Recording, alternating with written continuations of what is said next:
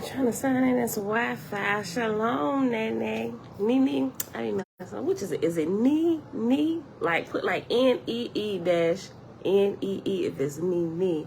If it's Nene, just type it how you got it. I want to make sure I'm saying your name right. Nene. Nene. Hold on. Oh, this is plucking my nerves. You know what? Let's... Nene. Okay, Nene. All right, thank you. Hold on. I'm trying to get my laptop connected.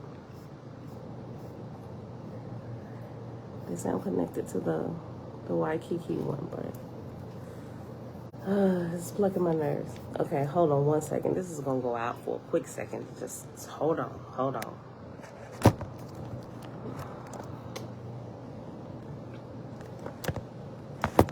Okay.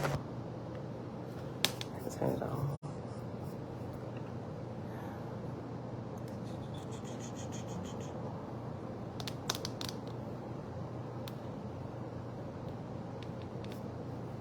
Other networks. There we go. Okay. Whew. The first day, the Wi-Fi was awesome. Now it's like, I don't know. I need to check with the front desk. Okay, here we go.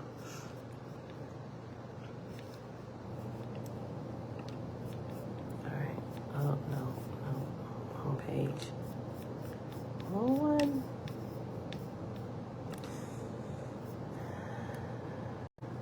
Channel. Go live.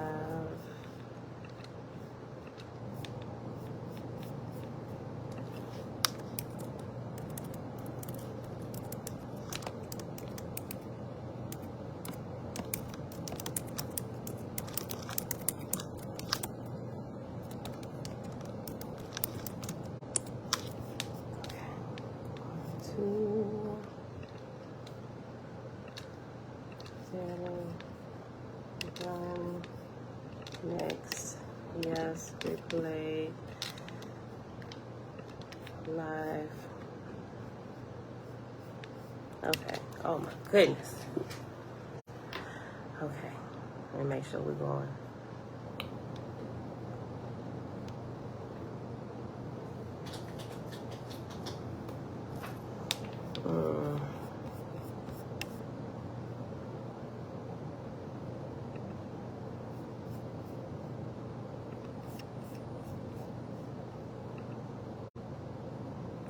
Buffering.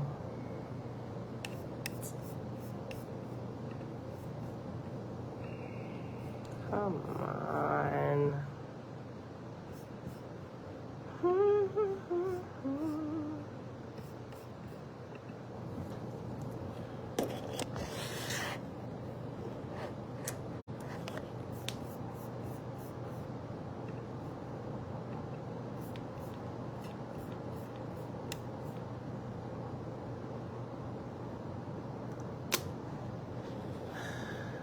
YouTube is not sensitive.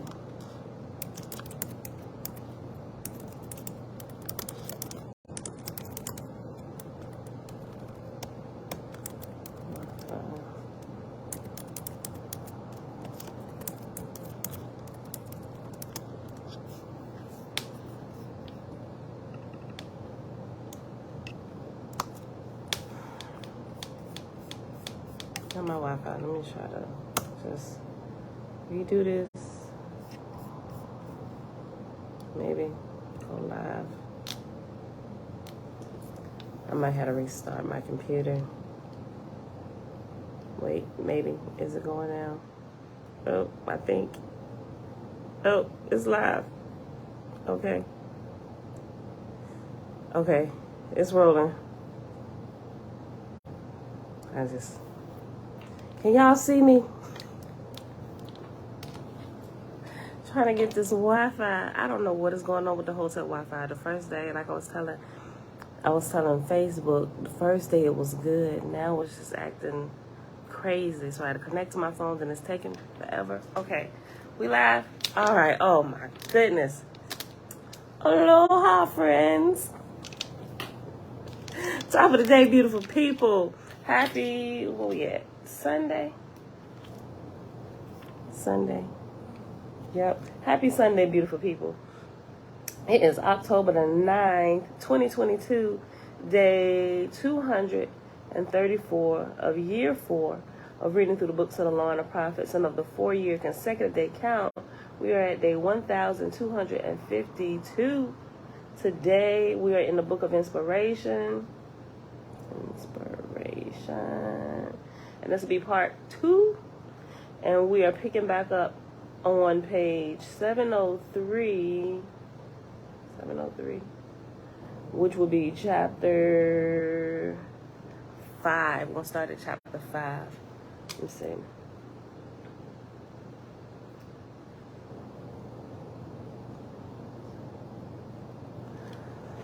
Father, you are priceless. All right, beautiful people.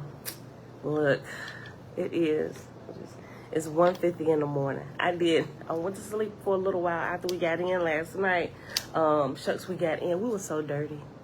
We were so dirty. When I say we was dirty, we was dirty.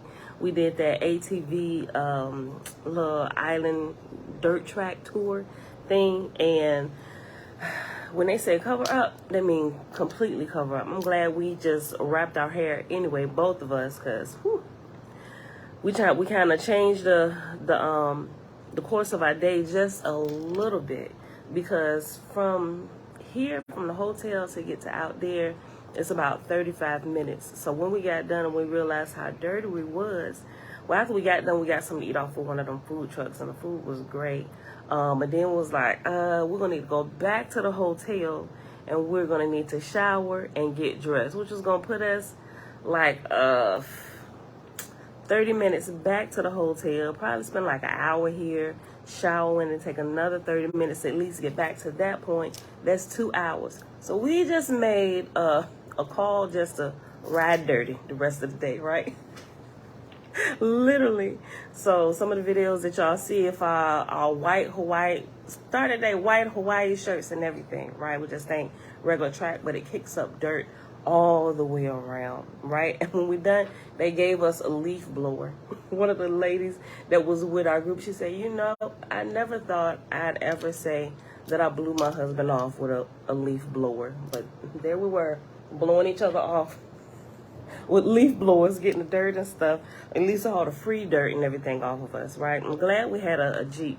We rented a Jeep, so it didn't get too dirty. We got as much off as we could, and of course we went to the bathrooms, washed our arms and faces. If we had known ahead of time what we knew after the ATV ride, we would have bought extra set of clothes and everything, because they had showers and everything. There are private bathrooms for you to shower after you get done on the track. We didn't know none of that, right? So if you ever go on that, take extra clothes and be prepared to shower while you're there, especially if you got your day planned out, so you don't throw yourself a couple hours out of the way. So we made the decision to not go back to the hotel and change our day to touring the island of Oahu, right? So we got done with the ATV jank, and we just rode the island line, looking at the coast, stopping at the places along the way, like the Dole Pineapple Plantation. That was great. We took the Pineapple Express, learned about the history of everything there, and then, shucks, we stopped at I don't know how many beaches, and we got pictures and the sunsets and just looking at the sky change throughout the day while we went along the coastline, and it was beautiful. Yeah, so that was a bit of the day yesterday, and we learned a little history about the let's just say the king of the country here, right? The guy, the big surfer dude, King, I might screw his name up, so forgive me, somebody here watch me, right? King Kamehameha, I think I messed that up, but anyway, that was the dude. So real quick, if you didn't know, first of all, let me say hey to everybody. Vanette, hey girl, hey. Anita, greetings. Derry CM, shalom. Key, blessings, sissy. Oahspe College University, shalom. Does your Oahspe Bible have the book of Jehovah's Kingdom on her? It does. I believe it's the next book after the book of it. Yep, it's the next book after the book of inspiration. Yes, it's in here. We're going to be getting to it in a shoot. We only gonna have like a couple days. I guess in about 2 or 3 days we'll be at it. It's the very next book. This book is pretty short. Hana, Grand Rising. Tigva, Shalom, sis. Hey, girl. Hey, Kendrick. Shalom. Jamia, Shalom. Shalom. Lindsay, Ya. Shalom, brother. Nene, over on Facebook. Shalom. We was already talking. I was trying to get YouTube up. But anyway, King Kamehameha. If I said his name wrong, I'm sorry. Okay, so this dude comes from... My husband over there asleep. If I remember correctly, he was a warrior, right? I want to say New Zealand. But he came over to the Big Island. The Big Island is actually Hawaii. So you got 5 islands over here, Hawaii being the biggest island. It has the big volcano and everything. If you want to go over there, you have to take a plane ride, which is about $70 going over there, right? And you can go through all that stuff. We're not going to do the Big Island this time. So he comes over with his warriors, right? He comes over with his warriors and decide, matter of fact, his brother, I think I'm getting ahead of myself. Him and his brother, they were kings. He absolutely hated his brother. He came over here. Matter of fact, I'm screwing it up a little bit. I think he was king of the Big Island. King of the Big Island of Hawaii. He didn't get along with his brother. He absolutely hated his brother. His brother was over here in Oahu. Comes over here, and I'm just trying to shorten the story. Comes over here, kills his brother, right? Takes over the land of Oahu. These are considered like the natives of the land, right? This is way before, you know, what they call the white man came over here, right? These is like their own people, or close to their own people, you know, the natives here. Comes over, kills his brother, takes over the land. After they take over the land, they take all the men who are native to this land, take all of them, push them all off a cliff, literally. They kill all the men. So when the woman was at the desk and she was giving us the story, she's been here for a very long time. The way she was telling the story, she was quite hilarious. We started busting up laughing because she said when she was telling us how to travel, where to go whenever we decide to do the ride around the island, she was like, oh, you have to go here. She had a big map, so we riding around with this big map, and she marking out the places along the coast. She said the best way to go is take this route, and you hit all these. So we got all these places that we hit, stop, got pictures. Like, oh my gosh, this is amazing. Like she said, there's this Buddhist, not a Buddhist, it's a Japanese temple. I think I mentioned it yesterday, BYO, like the Boyd Temple. We went there along the ride. We're going to kind of backtrack a little bit today and go back to that point to go to the temple. And she said they have a temple over there. She said when you go, she said, make sure you have a single dollar with you. She said when you go over there, they have these, it's like a fortune thing or something. You put a dollar in here and it shoots it out to sea, right? And she said, and it's supposed to bring you good luck all year for the rest of the year. You know, she said, not that I'm superstitious or anything like that. I was like, yeah, that's really, but we thought it was really cool. We're going to take like $1. And then this is where she began to tell us the story. And she said, for you, sir, talking to my husband, she said, you might want to put $5 in there, shoot it out to sea. And I started laughing. She said, because we want to make sure you stay alive. I'm like, you know, the way she was saying it was kind of funny. She said, no, let me tell you the story. And so that's when she began to tell us about the king and how he killed his brother when he came over here and took all the native men, pushed them off the cliff, killed them. Kind of sound like little King Heritage to me. I'm like, dang, but they just didn't do the baby boys 2 years old and up. They got like everybody. And after they killed all the men, the women that were left here, they were required to marry the warriors of King Kamehameha. Like I said, if I'm screwing up his name, forgive me, I'll get it right. So that way, when they reproduce, it's reproducing after his own kind, after his bloodline, so there would never be an uprising against them in his land. But they also tell you another story about this king. He was the one who brought surfing here to the islands, right? That's when surfing started literally going all over the world. From this particular tyrant, let's call him a tyrant king, right? Tyrant king over here. But they have statues of him. They say he was a huge dude. And so she said out of the 3 statues, there's one located, I forgot the name of it. It's on our map. We're going to go see that today. She said this one, she said when you get here, she said this one is true to life size. She said stand up against it. So we definitely going to take a picture. She said dude was huge. He was really, really tall. So I'm like, oh, we definitely going to take a picture of that. So my husband going to take a picture of it. Picture beside it, and I'm gonna take a picture beside it, and we're gonna show y'all that so y'all can kind of see, like back in the day, how tall, at least over here, some of those guys were compared to how tall we are now. My husband is 6'2", I'm 5'5", right? So that's gonna be fun today. So yeah, she said, and then after they did that here, the big island, so the other 3 islands, they went and pretty much did the same exact thing. And when they got to the last island, I forget them in the order that she put them, but when she got to this last island, the king here was so terrified of the king and what he was doing to the other little small islands over here in Hawaii, that he just completely submitted, bowed to the king and said, we are your servants. So there was no war between the king and the last island. They just, look, we're part of you now. What you want us to do? We work for you, brother, right? And so that's kind of a little bit of the history about that and the rulership over here.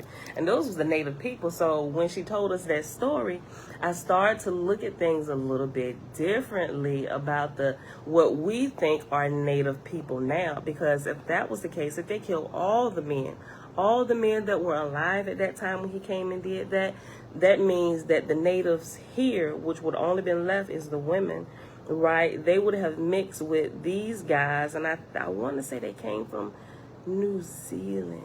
I want to say they came from New Zealand, if I got that correct. I'll get the story together, y'all. So when I get it and I had some pieces off, just know I said I might not be telling it all the right way. But that would have pretty much killed the line of the native men here, and they would have been thoroughly mixed in, like 50, well, I'm gonna just say 50% of this, 50% of that, but it was probably already mixed before they came in and mixed a little bit more, right? And so especially if they had, remember, so if you got women up here, not all of them may be related. So if they having babies by the warriors here, and remember all the islands, and so if they're mating within the islands and everything, that natural bloodline dies out and you just kind of reproducing more and more. And I believe each time it would probably get stronger for the people who came over and just pretty much almost wipe away the natives of this land. Like they could have completely been, like sometimes they say whited out or blacked out or whatever they called them, Samoan out, I don't know. But that I started thinking about all that. That was really interesting. And so there's also another, when we was walking to the waterfall, really long walk, they greet you here, and there was a really, really old Hawaiian, look like native dude. Everybody saying like, aloha or aloha, right? And so when we was walking, there is this bridge that's covered when you enter into the botanical garden, like sanctuary type thing. They're sitting there with some of like their old relics and everything on the table. See if you want to buy it. We done bought a couple things, right? We done bought another staff.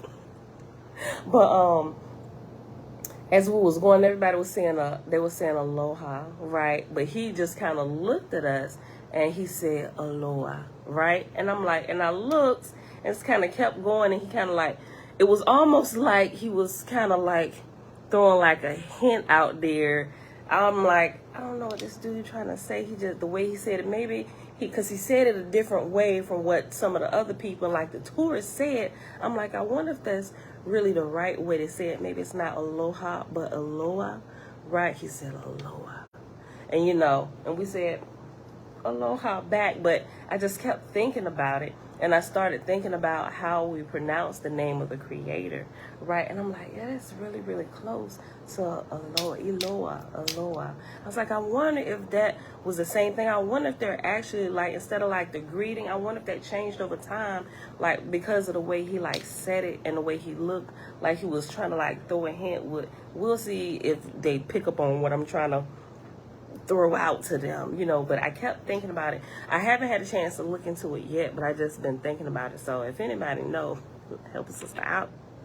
But anyway, set apart, living, grand rising, grand rising. Okay, so that was like a little bit of the history, background stuff, what we learned yesterday. It's time to get to the reading. All right, y'all, page 703. Did I already say the Father was priceless? Father, you are priceless. I think I did. Yeah, I think I did.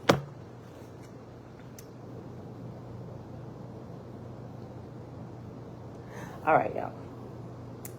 Page 703, chapter 5, or chapter 5 in Roman numerals is chapter V. All right. Two kinds of voices have I, saith Jehovah, the silent voice and the audible voice. All men I created susceptible to one or the other of my voices, and many to both.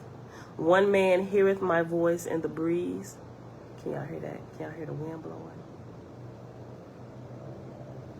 Not the motorcycle, but you can hear the breeze, and you can hear the ocean. Not the car. It was funny because I heard the breeze right when I was reading it. And we ain't going to be here that long till y'all see the sunrise this morning. So I'm going to bed. Okay, listen. I'll start over. Two kinds of voices have I, saith Jehovah, the silent voice and the audible voice. All men I created susceptible to one or the other of my voices, and many to both.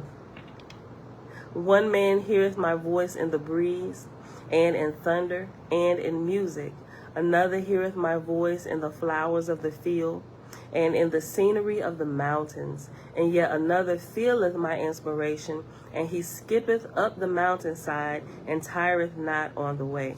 Look, I shared a little bit on Facebook while we were driving. I think I'm going to upload a couple of the video. Well, I think I'm going to splice them together. So maybe it's like one long video, but not too long. Maybe like 5 or 10 minutes. So you can catch a couple of little snippet rides as we was going along the way and stopping in between. And so you can see the mountains. It is so beautiful in the sky. It's amazing in the ocean. I'm going to share that with y'all. I'm going to put it on, I'm going to upload it to YouTube just like I did to Facebook. It's beautiful. Listen. Verse 3, I'm going to go to verse 3. One man heareth my voice in the breeze, and in thunder, and in music. Another heareth my voice in the flowers of the field, and in the scenery of the mountains. And yet another feeleth my inspiration, and he skippeth up the mountain side, and tireth not on the way. He that neither seeth nor feeleth my inspiration goeth up the mountain in great labor. In proportion as man is clear in his corporality and in his spirit, so discerneth he my inspiration. And if he have great purity as well, then he shapeth my light into corporal words. These I taught man to call my revealed words. Nevertheless, no corporal man created I perfect, neither can any man reveal my words perfectly. But I created the way open unto all men to try to reveal me. According to man's approximation to perfect manhood, so reveal I unto him by my presence and my words. According to man's imperfection in manhood, so doth not my inspiration manifest on his senses. Perfect manhood created I possible in equal corporal and spiritual senses. Strong corporal senses and weak spiritual senses detract man from my presence and make him infidel to my person. Such a man denieth my inspiration and the inspiration of my angels. He is a little He is a little more than a forest tree, which hath a trunk and many branches, but moveth not from its place. Wow, that was funny. Chapter 6. We're on page 703.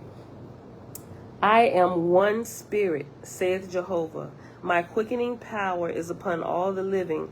Because of this, they live and move. According to the different structure of the living, so is my inspiration manifested by them. One, as the hare runneth away in cowardice, another, as a lion, is ferocious, another, without judgment, as the serpent. And as to man, one is inspired to music, another to mathematics, another to seership, and so on. So all of these, I am the one, the universal inspirer that moveth all of them.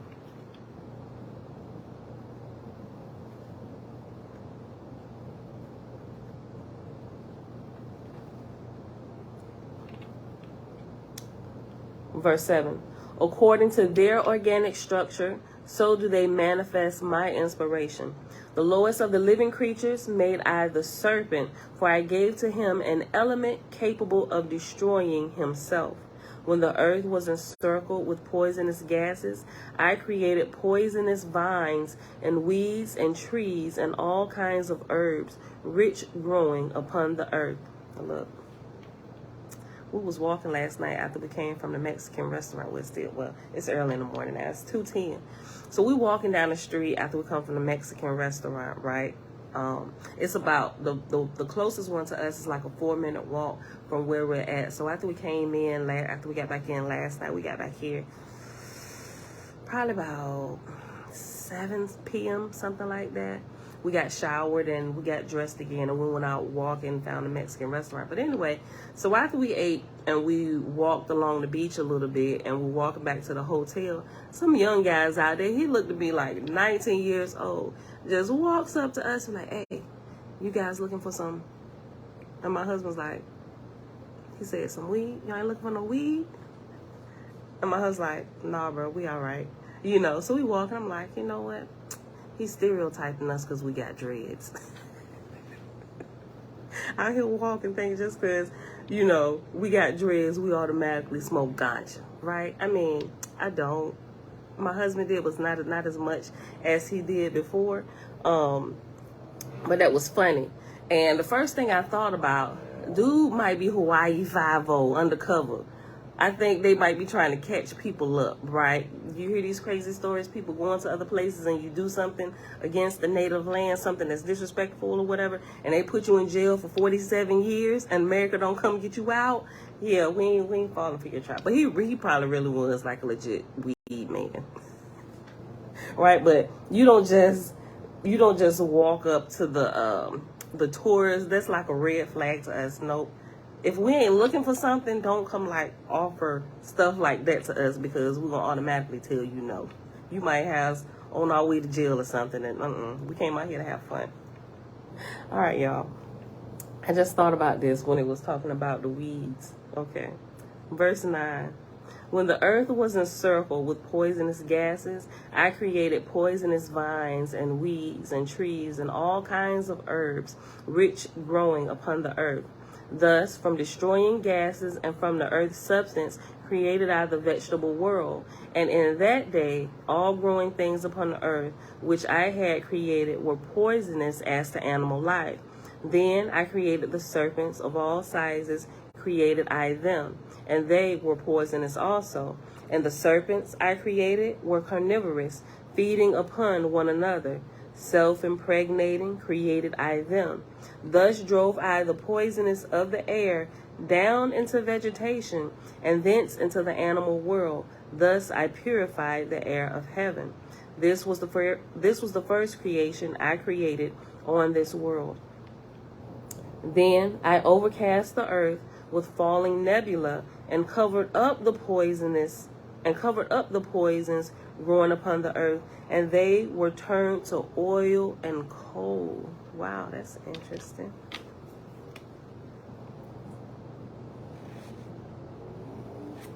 Oh, I see. I think I see where it's going. It's just like going through the phases of man as we develop over time. And like now we're in the Cosmon era, right? Okay, well we're the most perfected product of the human race according to the evolution of us, right? At the current point, we're always the best, and we're constantly developing to the better of ourselves. Okay. Verse 14. This was the first creation I created on this world. Then I overcast the earth with falling nebula and covered up the poisons growing upon the earth, and they were turned to oil and cold, C-O-A-L, cold. Then I made a new creation, giving feet and legs and bones to the animals I designed for the earth. And when the earth was ripe for man, then I created him. Male and female created I those of the second creation. So we didn't develop from monkeys and apes and stuff. That's a part of the animal kingdom, right? They got their place, but when the earth was ripe for man, then I created them, male and female alike, right? The different, I ain't gonna say different species or the different flavors of us, right?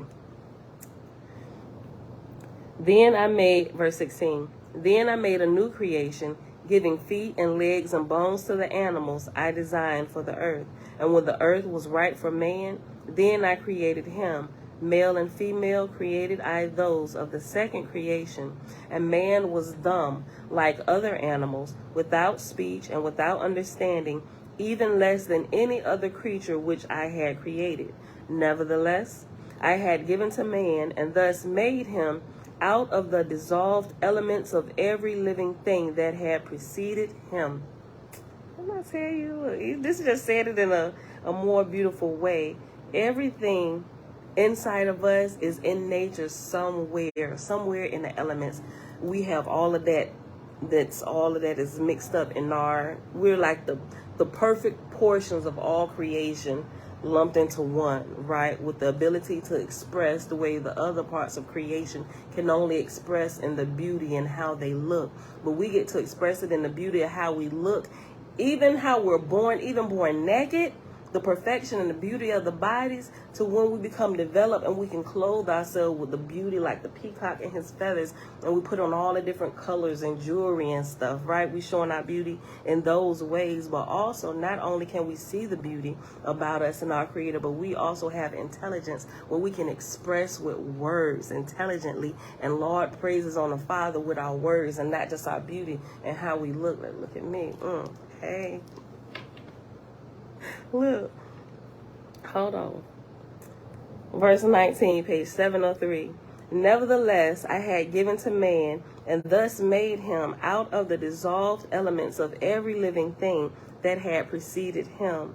And man partook of the first and second creations, after the manner of every animal on the earth. So created I man, with all the characteristics of all of them. So created I him. Male and female created I them. Tabitha, hey girl, hey. Verse 21, page 703. And man was unconscious of his creation, not knowing whence he came, nor knew he which was his own species. And I sent angels to man to teach him who he was, and to rouse him up to his capabilities for which I created him. And my angels drew from man's side substance, and thus took on corporal forms, and the angels dwelt with man as helpmates to make man understand. Right, so we get help from the unseen realms. 6. All right, that was the end of chapter 6. Chapter 7, page 704. I created man, even from the first, that he should learn to be independent, an independent being, saith Jehovah. And when my angels had taught man speech, making man name all the animals in the world after the names the animals called themselves, I commanded my angels to come away from man for a season. Let me read that again. Verse 1. I created man, even from the first, that he should learn to be an independent being, saith Jehovah. And when my angels had taught man speech, making man name all the animals in the world after the names the animals called themselves. Wow. And when my angels had taught man speech, making man name all the animals in the world after the names the animals called themselves, I commanded my angels to come away from man for a season. To my angels I said, behold, of all of the animals I created in the world, to man only gave I capacity to transmit knowledge to his brethren by words. And to man only gave I capacity to comprehend an idea of me, his creator. Nevertheless, I inspire all living animals which I created, but they know it not. I inspire the spider to make its net, the bird to build her nest, the goose to fly to the south before the winter cometh, the mare to neigh for her colt, the ant to lay in its stores, the bees to dwell in a queendom, and so on. Every living creature do I move and control by my inspiration upon them. Set apart. Hold on, sis, what you say? Hold on, we need to pause. Did y'all catch what chapter 6:23 was saying? Chapter 6, verse 23 says, on page 703 at the bottom, at the right, and my angels drew from man's side substance and took, and my angels drew from man's side substance and thus took on corporal forms, and the angels dwelt with man as helpmates to make man understand. I completely missed that. Hold on. And my angels drew from man's side substance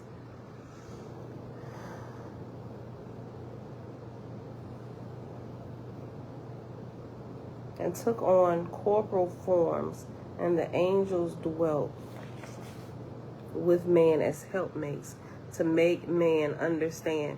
Well, the first thing that comes to mind is, I'm probably off, but the first thing that comes to mind is when JC was hanging on the cross and they poked him in the side and blood and water came out, right? That's like the first thing. That's like my only reference point, which probably has nothing to do with it. Maybe not. Okay, hold on. Tabitha, so Mr. Adam did not name the animals. Clearly, that's what it says. Say the animals named themselves, and the angels just told us what the animals called themselves, and that's what we called them. Okay, set apart. Hold on, wait. Set apart, you said, not the rib of man. Did y'all catch? Verse 20, see. Let me go back to 21. And man was unconscious of his creation, not knowing whence he came, nor knew he which was his own species. And I sent angels to man to teach him who he was, and to rouse him up to his capabilities for which I created him. And my angels drew from man's side substance, and thus took on corporal forms, and the angels dwelt with man as helpmates to make man understand. Okay, so now when I was reading that again, right, no rib, Jamia, right, no rib is what she said. So now I could still be off, right? I'm fumbling around in the dark here. But no, because he had already created man and woman, right? So I was thinking about the Genesis story where Adam was put to sleep and the woman was taken from his rib, right? But we know a lot of times, not that men aren't like more spiritual than women, because you see, some men are more developed spiritually than some women are, but naturally women are born more spiritual, and we tend to tap into spiritual things a whole lot quicker than what men tend to do a lot. Not that that's the case in all cases, because I think everybody should be able to, but like women's intuition and stuff, and with the children being able to nurture and have to be in tune with things, that's what I'm thinking. Okay, so Tabitha said, this is where the rib story came from when they said woman came from man's side. That's what Tabitha said. Set apart said, the woman was not taken from the rib and made the helpmate. The angel, Oh, the angel was the helpmeet. Let's go back. That makes sense, right? Hold on. Let's go back. Let's read the whole chapter again, chapter 5. Right. Yeah, thank you for bringing it out. Because I was just reading. Some things I just didn't catch. Hold on. Yeah, let's read chapter 6 again. Go back, page 703, right? Thank you, Ima. Which is set apart. Listen. Chapter 6, page 703. I am one spirit, saith Jehovah. My quickening power is upon all the living. Because of this, they live and move. According to the different structure of the living, so is my inspiration manifested by them. One as the hare, or like the rabbit. One as the hare runneth away in cowardice. Another as a lion is ferocious. Another without judgment as the serpent. And as to man, one is inspired to music, another to mathematics, another to seership, and so on. To all of these I am the one, the universal inspirer that moveth all of them. According to their organic structure, so do they manifest my inspiration. So those who are inclined and musically inclined and have the ability and talent, or just the skill to play music, they tend to worship and tell you about the Father through song, right? Whatever it is they're gifted, they're inclined to, that they're bent to, that's how they praise the Creator and manifest His inspiration. Because musicians will get songs literally from the realm of the heavens above. And just like from the lower level, some of this other music comes straight from Hada, the first heaven. It comes straight from there, right? And they know how to tap into that with other substances to pull that inspiration right from that realm, right? And a lot of that music will keep you, it puts you on that frequency of that realm. There are some secular songs like love songs and ballads and stuff. I don't necessarily, I'm like, that's a good, it's nice and clean. It's like a pure from the heart, love for a spouse, or, I think those are cool. Let's see. Verse 5. As to man, one is inspired to music, another to mathematics, another to seership, and so on. To all of these, I am the one, the universal inspirer that moveth all of them. According to their organic structure, so do they manifest my inspiration. The lowest of the living creatures made I the serpent, for I gave to him an element capable of destroying himself. When the earth was encircled with poisonous gases, I created poisonous vines and weeds and trees and all kinds of herbs rich growing upon the earth. Thus, from destroying the gases from the earth, substance created I the vegetable world. And in that day, all growing things upon the earth which I had created were poisonous as to animal life. Then I created the serpents. Of all sizes created I them, and they were poison also. And the serpents I created were carnivorous, feeding upon one another. Self-impregnating created I them.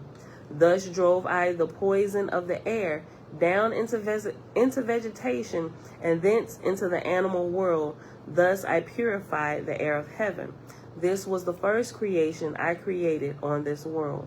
Then I overcast the earth with falling nebula and covered up the poisons growing upon the earth, and they were turned to coal, and they were turned to oil and coal. Then I made a new creation, giving feet and legs and bones to the animals I designed for the earth. So just thinking about this process, and even just looking at things, how things develop now, the earth, it would be pretty old, right? So at first, depending on who teaches you, like when I first transitioned from the church, into like the Hebrew roots and stuff, they got like this whole, and the Jewish people, and they number the earth according to their understanding on this. So according to like the Jewish people, we're in like year, I forget because I stopped even counting that, but I think we're like in year 58 something, right? They say we're close to the 6,000 year mark of Earth life. But according to all this, the way things have to develop, we have the Sumerian civilization like a little over 5,000 years ago. And if there's already people living, at what time are we allotting to the development of the Earth? Right? The Earth is definitely older than 6,000 years. That story to me has been blown out the water. Right? I'm like, you're right. Just looking at how we develop now, and even humans, it takes nine months to develop a whole human in your belly, right? And if you do this with every human, right, over the process of time, just think about, like I said, even, and Sumerian is not even the oldest, right? But Sumerian is, from this day, is about 5,000 years in the past, which would make, like, if the whatever 5,800 year, whatever it is, that we could tell that's way off, because if that was the case, it would have to encompass what Genesis said from the time it was void and dark and nothing but the waters or whatever. Like, where did that develop? And we know that's not a one day, like a literal, because the way the church teach you, a literal 1 day, 2 day, day 3 and day 4, day 5, day 6, and then you rest on the 7th. Those are not literal days. Impossible. Just by looking at things now, we can tell you that that's not possible. Thank you. Genesis, Oahspe College University. Genesis is allegoric or metaphor. I heard a lot of people say that. But it's definitely smaller pieces, like the Cliff Notes. No, I ain't even gonna say the Cliff Notes. Footnotes from a way bigger story where people are missing a lot of information too, right? Okay, listen. I'm gonna go back to verse 13. Thus drove I the poison of the air down into vegetation, and thence into the animal world, and thus purified the air of heaven. This was the first creation I created on this world. Then I overcast the earth with falling nebula, and covered up the poisons growing upon the earth, and they were turned to oil and cold. Then I made a new creation, giving feet and legs and bones to the animals I designed for the earth. And when the earth was ripe for man, then I created him. Male and female created I those of the second creation. And man was dumb like other animals, without speech and without understanding, even less than any other creature which I had created. Nevertheless, I had given to man, and thus made him out of the dissolved elements of every living thing that had preceded him. And man partook of the first and second creations, and after the manner of every animal on the earth, so created I man, with all the characteristics of all of them, so created I him, male and female, I created them. Now listen, I like the way this put this, and we're about to get back to what Emma had said down here at the bottom about the angels coming out the side. If you look at the human being, right? Let's just, husbands and wives, let's just look at something, right? So I notice, like, if you observe your spouse's body, and even in times of infancy, and not infancy, in times of intimacy, right? And you can not just there, you can look at the different stages as we grow from the time we come out of the womb, right? From the time even before we come out of the womb, like the process that we can see now through animation and science, and what happens when the sperm comes out of the man and goes into the woman and swim. We can see different phases of life in the animal kingdoms in different sectors and portions of the world with the phases that we go through. So like the sperm looks like a tadpole, right? And so it goes into the womb, and just like the different things, just think about the process and think about the different animal kingdoms. But one specifically, okay, so if you look at our skin, right, like the back of your hand, you will see we don't have scales, but if you look really close, we would see what, if we look on other animals, would seem to be scales, but we're like the best, softest version of that. But there's like remnants from the animal kingdom that we can see inside of ourselves, right? One thing, and it's a couple different ways, like the elephant, women, I'm gonna say this in like code word. You can spot the elephant on your husband in times of infancy if you're paying attention, right? You can see it in a couple different ways in their body. Okay, so, and even if you like, it just, not even like, if, okay, so you would have the, I'll make sure I say this in the right way. This is just a little science and observation that I do, just, you know, looking at stuff. Trina, hey girl, hey.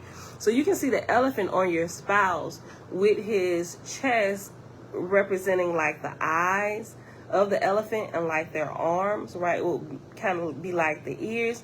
And if you go down a little bit further, you would be able to see the trunk of the elephant, right? Yeah, and the skin, tiny diamond shapes on the skin, just different things. Look at like turtle shells and different things like that, right? So start paying attention if you haven't before. Try to spot in yourself and in your spouse or on your children at the different phases and ages of your children. See if you can pinpoint something that looks similar to what we see in nature, right? Everything that the Father is trying to teach us and want to teach us by inspiration, look, pay attention, observe this, right? Our main thing is to observe around us and take in that good information, apply it to ourselves, and grow that way. Everything that ain't good, y'all know what to do with that. To come ask me if you run out of matches. Ain't good for nothing but the fire. I keeps matches, right? So that's how we can learn the truth about different things, just through observation.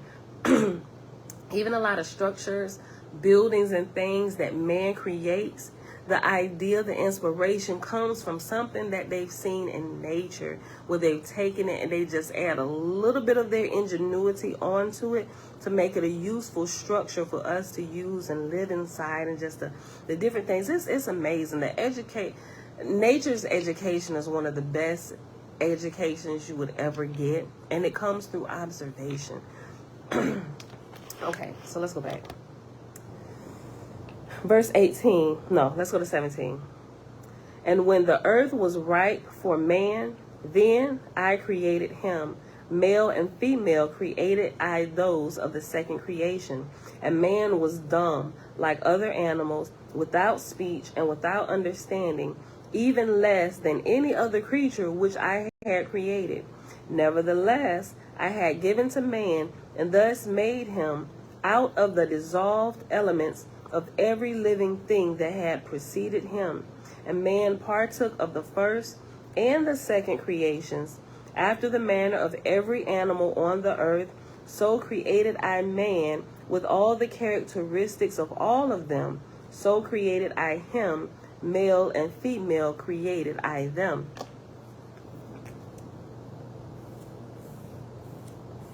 Verse 21, page 703, and it's about to get to what Emma brought out. I read 21 again. And man was unconscious of his creation, not knowing whence he came, nor knew he which was his own species.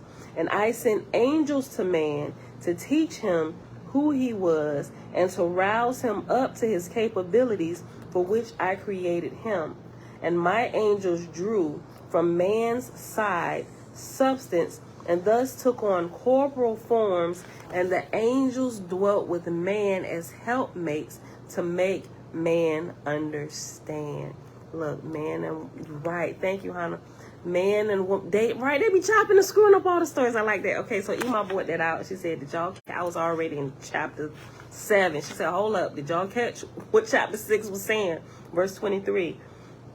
That's exactly where they got that from, right? They screw up the story. Hannah said man and woman were created at the same time. not woman, taken from man, right? And it was the angels that were set beside us to be the helpmates, to teach us about who we are, who the Father created us to be. They are our helpmates, and they're still our helpmates here today. Was a child born in 21. Was a child? I ain't understanding what you're saying, sis. Was a child born in 21? What you mean? That just went over my head. Verse 21. Okay, sorry. Verse 21, page 703. And man was unconscious of his creation, not knowing whence he came, nor knew he which was his own species. Let's go back to 20. And man partook of the first and second creations after the manner of every animal on the earth. So created I man, with all the characteristics of all of them. So created I him, male and female created I them. And man was unconscious of his creation, not knowing whence he came, nor knew he which was his own species. Right, what kind of goes through the whole in Genesis, when man was naming all the animals but couldn't find a suitable helpmate for him, trying to figure out, okay, who was going to be for me, right? That it looks like that story is all chopped and screwed for us, right? Yeah, he was still childlike. I like that set apart. So because you would have to have like a first, you would have. So we would have to have a model, right? And from that the first one, at least in my understanding, would have to have been made directly by the Creator. Yeah, because I think about what I read in Jubilees when he created man, where it says, and of this kind I made 26 kinds, or 26 pairs of men and women at the creation, when it was time for man, when the earth was ripe for man to come on the scene. We started at a baby stage, and the angels were our parents. Right. The angels clear, and the angels still our parents. They're the Ashars. We be kind of talking about this, right? Here, we're now the parents of the ones that we bring, the ones that we reproduce, right? So the children that now, the process that was done like that for the first time, the Father created them, and he gave parents or angels or Ashars to help teach them, and they're still given to us at every step of the way. But now when we're raised up and we're taught, right, and we begin to reproduce, we become the Ashars to the babies, the children, the people we bring into the world, while still getting inspiration from our unseen parents, right? The angels, messengers, however you want to term them, right? Okay, let me see. Abba girl, shalom, sis. Set apart said he was still childlike. Tabitha said we started at baby stage and the angels were our parents. Abba girl said, I kind of knew, but I really appreciate you taking time every day to do these readings for us. May the light of the Father fall upon you and your family greatly. Thank you, sis. Oahspe College University family, Semu was dropping down, so it was not a child. Right, okay, I forgot about Semu. Hold on, let's look up Semu. Hold on.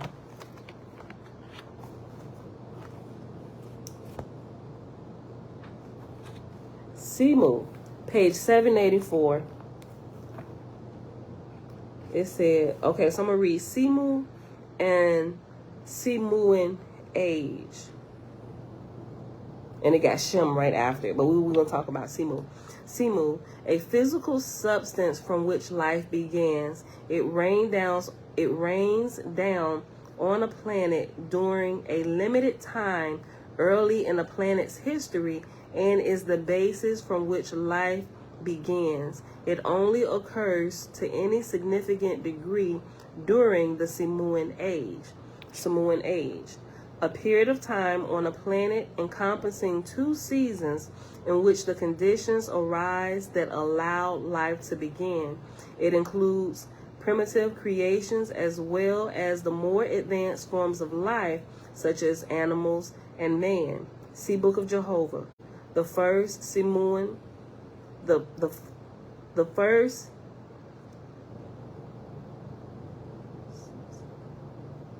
hold on. Season. Oh, okay. It includes primitive creations as well as the more advanced forms of life, such as animals and man. See Book of Jehovah. The first season of the Semu-Semen age preceded the creation of Oahspe, who appeared during the second season. It was at that time that man arose from Oahspe, thus marking the beginning of the Ethiopian age. Okay, so I remember reading that. Okay, so I'm not gonna go back to it now, but when we get back to, before we start getting back to that, because it's still gonna be like a few weeks before we get back there, I will go back and reread that on my own time just to make sure. Yeah, because we can't discount any of this stuff, right? Okay, so hold on. Oahspe College University said I did a video explaining it because it kind of confuses people, right? You know, I'm gonna find your video and I'm gonna look at it and I'm gonna share it. Okay, what is it called? Help us out. Even leave the link. Okay. Family Semu was dropping down, so it was not a child. Set apart said he didn't even know who or what he was yet. Not a child, but childlike, meaning not knowing. Right. Oahspe agreed. Right, not knowing. Ooh, Jamia. She said, Semu-Semen, sorta. Right, so, wait a minute. You might be on to something. I mean, we could be running off the path. Somebody help us out. But it's a good thought, though.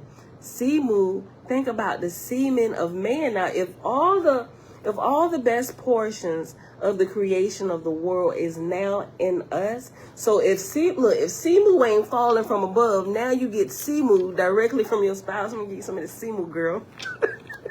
Help produce a baby. Look, Jamia, you might. She says sorta. We might be on to something though, right? Oahspe College University. Are we going off the path? Selah, y'all here in the background, help us out while we talking about this. That look, rain down to start creation, right? So now that's not being done, you just laugh. But think about it. Our bodies are electric, right? Look, if everything we can see in the world, out in creation, nature, even the electricity, the thunderstorms and stuff, the electricity in our brains, our bodies are electrical. If all of the ecosystem that we can see outside of us is a part of that miniature microcosm, it's like reflected on the inside of us, happening on the inside. The Semu-Semen is now created.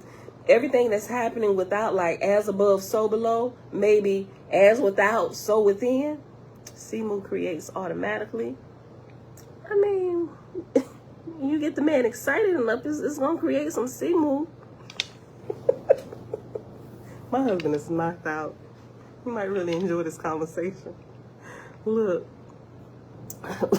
your husband reigns on in you. Yeah, I mean, we're gonna go. Look, we're gonna go with that. But help us out, the more advanced studiers of Oahspe and its science. Help us out, because we don't really want to get off. But it's fun to talk about. It really is. Okay. Oahspe College University said, Oahspe explained how Semu stopped as soon as the angel had sex. You got a video on that too? I know we probably read it, but just help us out. We didn't kind of got off talking about Semu and semen.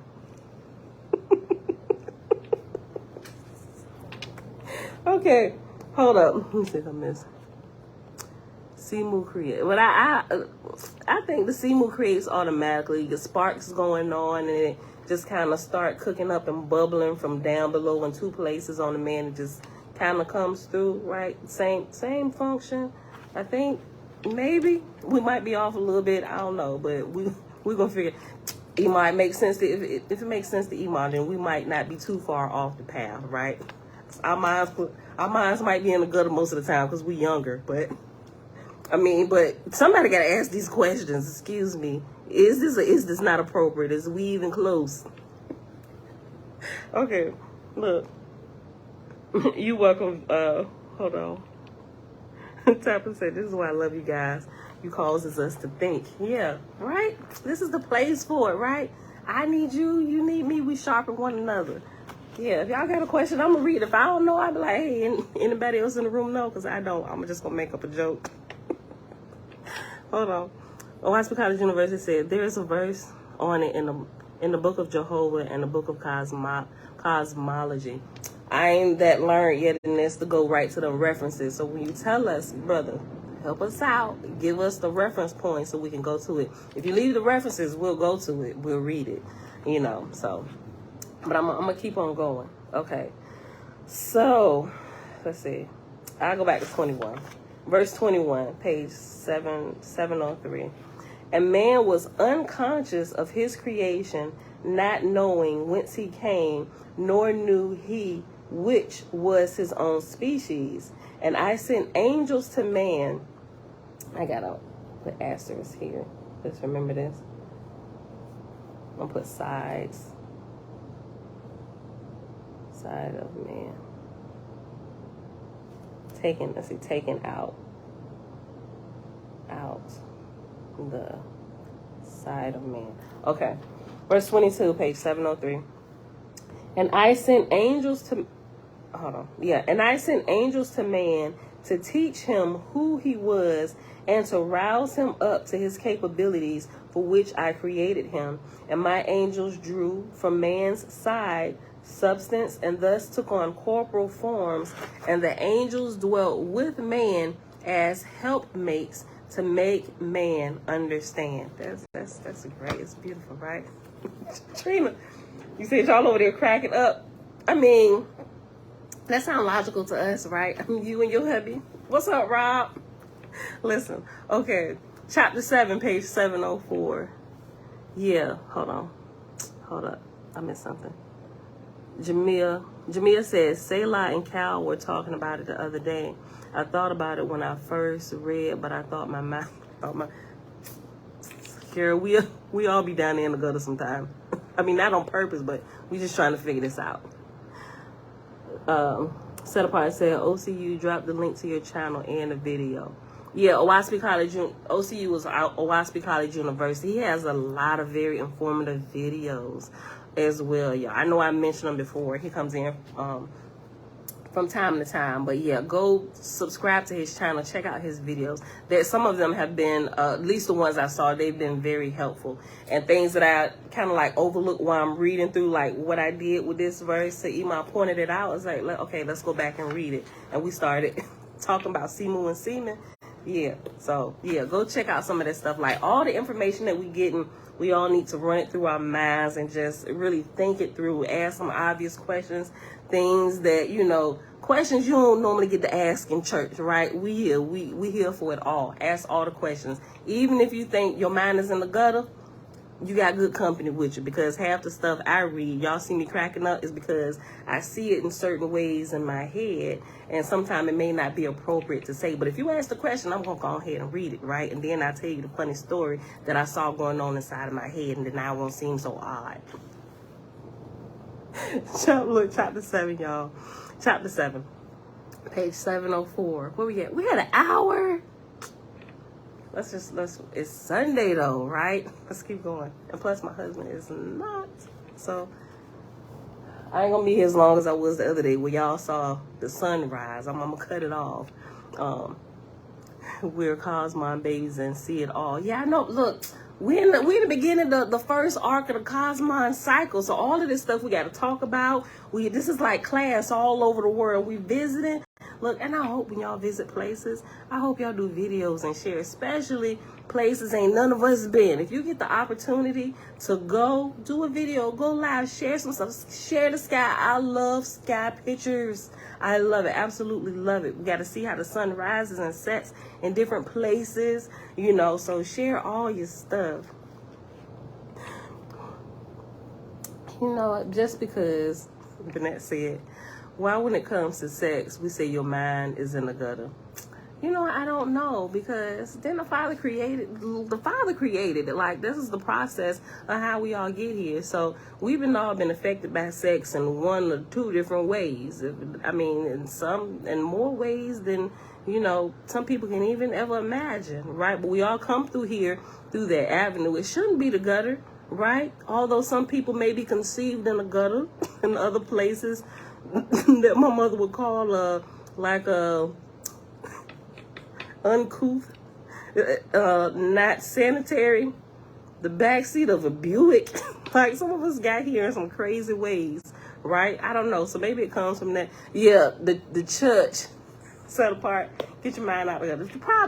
I don't know. It could be, right? Because you get in the church, when you get people who are holier than thou, when they talk about sex, it's like, listen.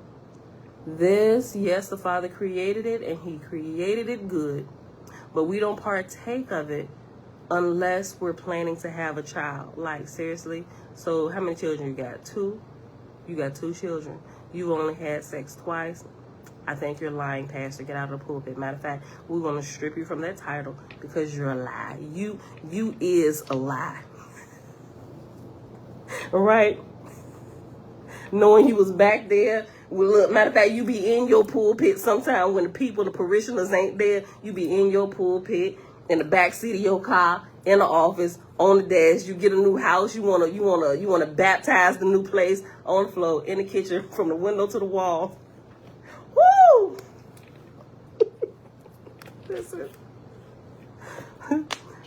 Chapter 7, page 704, or chapter VII. Hold on.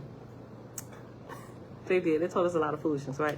Okay, so Oahspe College University said, Book of Jehovah, chapter 6, verse 11 and 18 talks about Semu. Let's go to it real quick. Let's go to the beginning. Let's find it. So I don't remember exactly where it is, and I want to flip through. Trying to find it. So we're going to the table of contents, which is on page V or 5. What you said? Book of Jehovah. This first book. Book of Jehovah starts on page 6. Remember, you got the introduction, preface. Okay. Chapter 6. Chapter 6 starts on page 9. You said verse 11 and 18. Okay, so go to page 10. Okay. Let's put this here.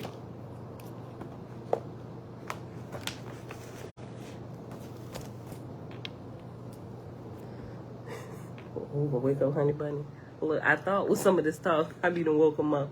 Yeah, when I say he tired, homeboy is tired. Okay, look. Page 10. Hold on. Page 10. Let's go to verse 8. Something my mom always said, like when we was learning, going through the Bible. She said when you're looking for a verse, she said always read up at least 2 verses. When you, like, say if you looking for verse 10, go up to at least 8, and after you read 8 through 10, go 2 more below, just to make sure you keep everything in context. But sometimes you have to go, you have to extend that a little bit more. Sometimes you need to read a whole chapter. Sometimes you may need may need to read 2 chapters to keep everything in its proper context. Okay, so verse 11 and verse 18. I'm gonna mark here. This is where we're going, but let me go up. It looks like it's starting at 8. Oh, wait.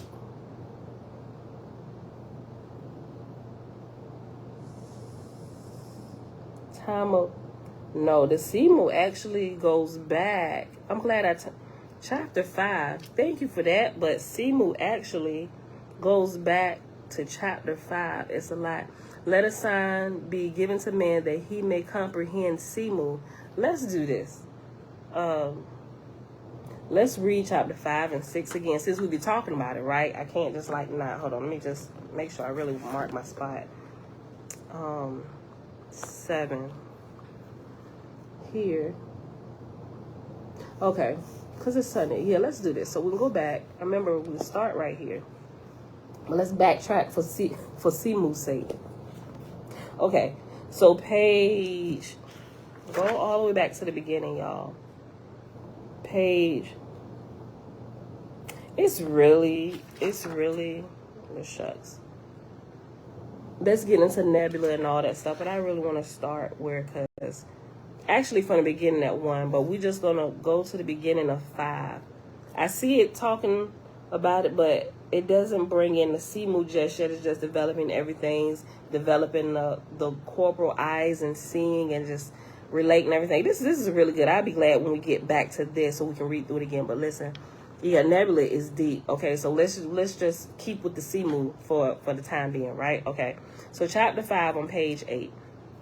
If you are looking at it, if you're trying to follow along with electronic, it's the Book of Jehovah, and it's chapter 5 or chapter V. I know you don't have page numbers up there; it's just giving you like the Roman numerals and the book, right? So it's the Book of Jehovah, chapter V. V is 5. And if you got the book in big blue, I'm not sure what the page number is if you got the 2 volumes with this, but in big blue, the big blue book, Oahspe, is page 8, chapter 5. Okay. Man perceived the magnitude and glory of the corporal worlds. He said, how shall I speak of thy great works, O Jehovah, and of thy wisdom and power? Shall I open my mouth before thee? I look upon thy countless stars, suns and moons, spread out over the heavens. The millions of years thou hast driven them on in the never-ending firmament. And after driven, thou hast driven. Driven has reference number 10, and 10 at the bottom says rolled. The millions of years thou hast driven them on in the never-ending firmament, processions in and out and round about of mighty worlds, by thy breath going forth. O thou all highest, how shall I hide my insignificance? I cannot create the smallest thing alive, nay, nor change the color of a hair on my head. What am I that thou hast seen me? Tell me, O my Creator, whence came life? Tell me, O my Creator, whence came life? This unseen within me that is, hold on. Okay, I was reading it a little too slow. Tell me, O my Creator, whence came life? This unseen within me that is conscious of being. Tell me how all the living came into life. So man is recognizing he has a spirit like within himself. Tell me of this unconscious thing on the inside of me. What is this, right? Listen, okay. Tell me, O my Creator, whence came life? This unseen within me that is conscious of being. Tell me how all the living came into life. Jehovah heard the words of man, and he answered him, saying, let a sign be given to man that he may comprehend Semu. And this is the first time, well, not the first time, but here for man's purposes and what we was talking about. Let a sign be given to man that he may comprehend Semu. Thereupon Jehovah caused the jellyfish and the green scum of the water to be permanently coming forth in all ages, that man might understand the age of Semu, when the earth and the shores by the water and the waters also were covered over with commingled atmosphere and corporal substance. And this substance was called Semu, because by Jehovah's presence quickened he it into life, and thus made he all the living, both the vegetable and animal worlds. Not that Semu is jellyfish or the green scum of the water, for the earth in this day produceth not Semu abundantly. Nevertheless, the jellyfish and the green scum of the water are signs of that which was in that day of the earth. And probably the semen is a sign that this did exist back in the day, right? Listen, I'm gonna upload a coconut video that we did yesterday. We saw a man while we was traveling. A man was selling fresh young coconuts, right? He was chopping them open, giving you a straw with the beach hat thing inside of it with the line, and he put up there, right? So we tasted it, and he said, when you're done, bring the coconut back over. And these are fresh young coconuts, the green coconuts, not the brown coconuts. The brown coconuts are the more mature coconuts, and it's not that much water on the inside of them, not that much coconut water. It's the young green fruit that you want, right? Listen. So when my husband got done with his, he took his back over there, and I thought about this when it was talking about the jelly-like substance. You would see what I did when he was trying to give me some of it, because I had my coconut in my hand, and so he brought it back, and he was eating, and he said, babe, taste this, and he scooped it out, and he put it, when I felt it on my mouth, I'm like, you see it like hanging out my mouth, I'm like, I mean, it wasn't nasty, but the texture of it kind of like threw me off a little bit. I didn't have a taste, and I thought it would taste more coconutty from like the flavors that like the coconut flavors we're familiar with in the store. It really didn't have a taste. I mean, but it was light, it was jelly like, but not too jelly like. It had a little firmness to it, but it was nice. I probably just wouldn't, hey, let me get some of that coconut flesh.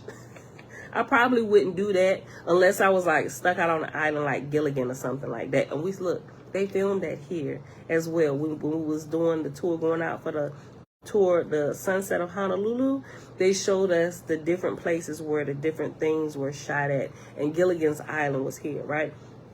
So, but it is refreshing, and I can see how, like, if you get that fresh like that, how somebody could really, if you're doing like a coconut water fast, like, which I'm about to start doing. We talked about this a couple times, but when I get back home, I'm gonna check like Trader Joe's and stuff, and that's what I'm gonna look for. I'm like, yo, this is amazing. So that video is like 7 minutes long, and so I'm gonna show it to you, right? So, but I thought about that when it said this. Hold on, let me go back and read it. I'll just start at verse 4. Verse 4 is pretty long, right? Okay. Verse 4, page 9. Jehovah heard the words of man, and he answered him, saying, let a sign be given to man that he may comprehend Semu. Thereupon Jehovah caused the jellyfish and the green scum of the water to be permanently coming forth in all ages, that man might understand the age of Semu, when the earth and the shores by the water and the waters also were covered over with commingled atmosphere and corporal substance. And this substance was called Semu, because by Jehovah's presence quickened he in because by Jehovah's presence quickened he it into life, and thus made he all the living, both the vegetable and animal worlds. Not that Semu is jellyfish or the green scum of the water, for the earth in this day produceth not Semu abundantly. Nevertheless, the jellyfish and the green scum of the water are signs of that which was in that day of the earth. Oh yeah, I'm definitely I'm a lover of young coconuts now. Listen, verse 5. Jehovah said, because of my presence quicken I into life all that live or ever have lived, because I am male and female, even in my likeness, thus I made them. I remember this part when we read this, right? Because I think I mentioned quite a few months ago when we started, I made a mention that what do you call somebody that's male and female? I forget the name, but I said it. What is it, y'all? What they call people that had, well, you can't be male and female, but they call people this who have both parts of males and females. What's that called? I'll wait if somebody remember. Iasu? No. Yeah, that's what I was looking for. I was looking for that word, the hermaphrodite. Hermaphrodite. Yeah, that's what I was looking for. Not that the creator's a hermaphrodite, because if with those, well, don't let me talk on that, because I was about to say I'm thinking maybe it's maybe dysfunction is the wrong word to use. What's the word? This is just what I think right now because I haven't really looked into it, so I could be completely wrong. I'm thinking if you would like cut them open and look at their insides, and I think if you look at their reproductive system, I'm thinking we'd be able to tell, okay, maybe you were born, you have all the male parts, but something happened where something didn't develop all the way, or you got an extra something. I'm thinking like that. I'm thinking to actually identify what sex like internally, because your insides should match your outsides, right? At least in my understanding. So by looking at the insides, I'm thinking if you have like all the right stuff, we'd be able to tell. And now you just got to deal with this extra piece that you was born with. I don't know how to say that, not to be disrespectful to anybody that may have been born that way, you know. So I'm here observing everything, trying to shake this stuff out myself. Look, yeah, right. Okay, so check the chromosomes, right? Okay, so we need to not be guessing so much and actually look at a little bit of science. Okay. They have both, I believe. Oh, ISU has, right. ISU has no gender. They say, set apart, say, yes, that's how they tell what you are if you're more, okay, yeah, if you're more male or female. Okay.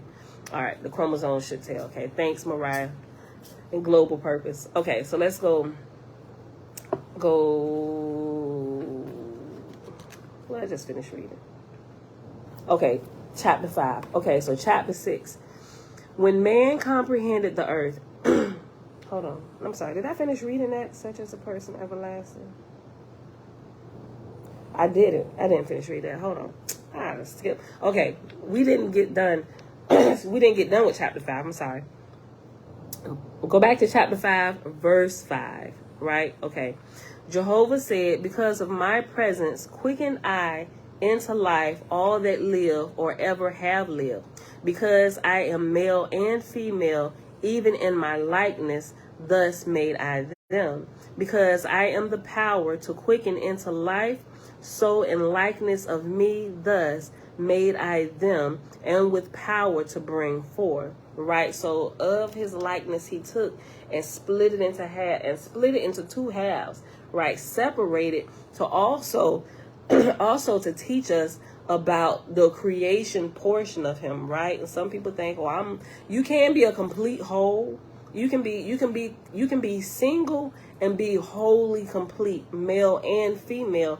But it's like another level of education when you decide to get with the opposite sex, which is the missing piece to your person, right?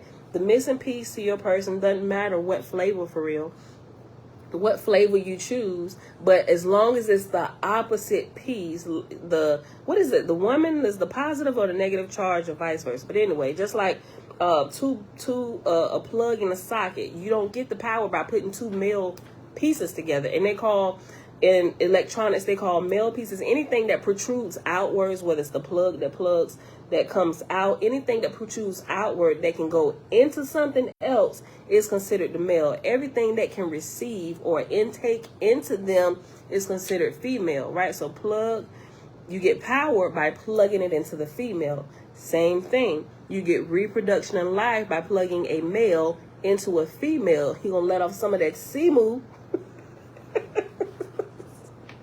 and the power process begins, right? Okay, look. Verse 6, hold on. Because I am male and female, even in my likeness, thus made I them. Because I am the power to quicken into life, so in likeness of me, thus made I them, and with power to bring forth. According to their respective places, created I the living, not in pairs only. The whole out of Africa, right? Even listen, if they combine jubilees, if they put jubilees back in the Bible, people gonna start having questions about everybody come from one man and one woman, the whole out of Africa theory. Because jubilees, I think jubilees throws that out the water, but people kind of read over it real fast, like, okay, next chapter. Oh, Can we go back here when it talk about the 20 and 6 kinds? Listen, and even that is like a dumbed down version or cliff notes of what was. It's if you think about it, it's impossible. Although they be trying to explain the science away, and if we're not, listen, sometimes they can talk circles over our head, be like, yeah, that makes sense, right? Logically, okay, scientifically, that makes sense. But if we're not scientifically inclined or studied, some of that stuff would make sense to us coming from somebody that, oh, the voice sound right, they got the books and these references. Okay, all right, we're gonna go with what they said because they definitely know more than what I do. Okay, so out of Africa it is, everybody, we're gonna, okay. But I'm telling you what they did. They done did the rope-a-dope on you. Like Muhammad Ali with the science and stuff. And just like Paul, right? Paul was really, really learned in the scripture, right? Torah, he was a walking Torah. So for those who did not grow up learning, reading, eating, meditating on Torah every day, their understanding of it is at a whole nother lower level than what Paul did, right? So Paul was able to use that rope-a-dope. Who's the dope? The dope that followed me into the ropes. Right? And that's like you see some of the debates and stuff, right? I'm like, yo, they just did the rope-a-dope on them.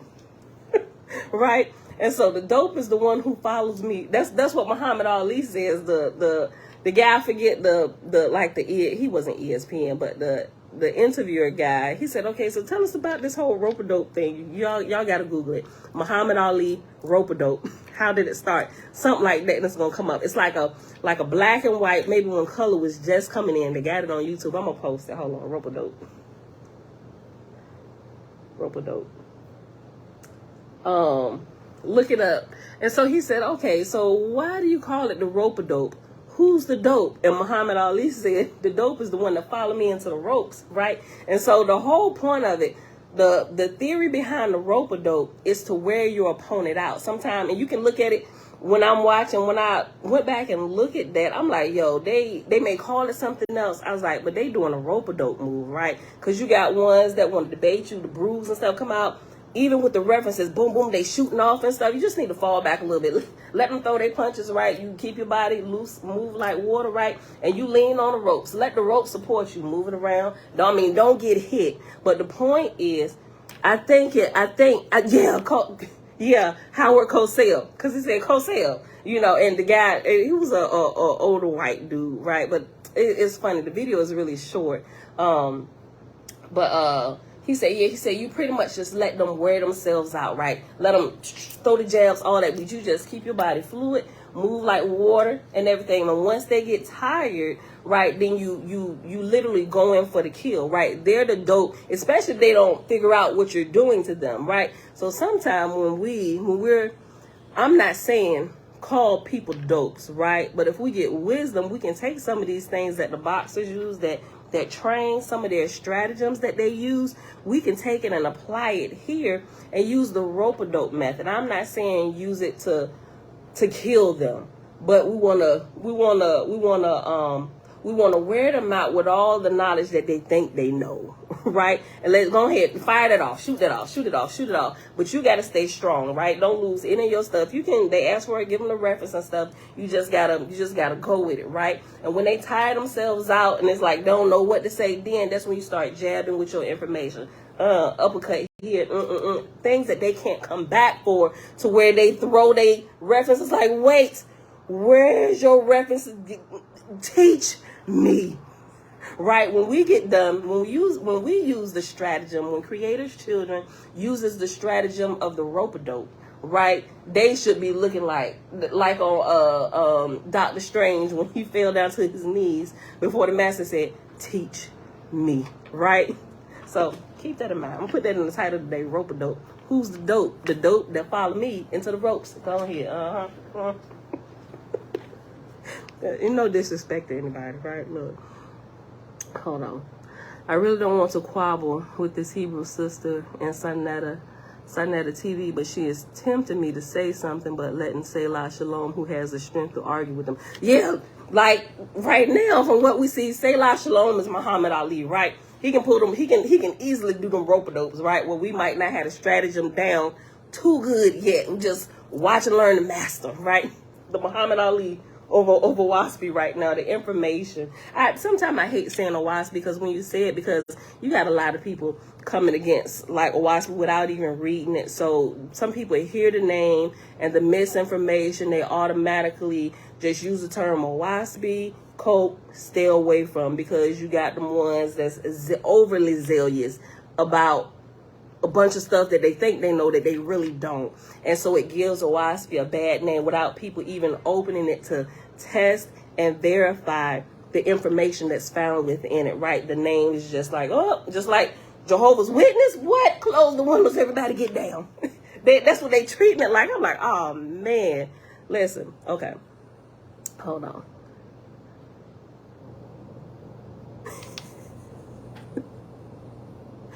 Jamia said, is she coming to your channel bothering you? Is she?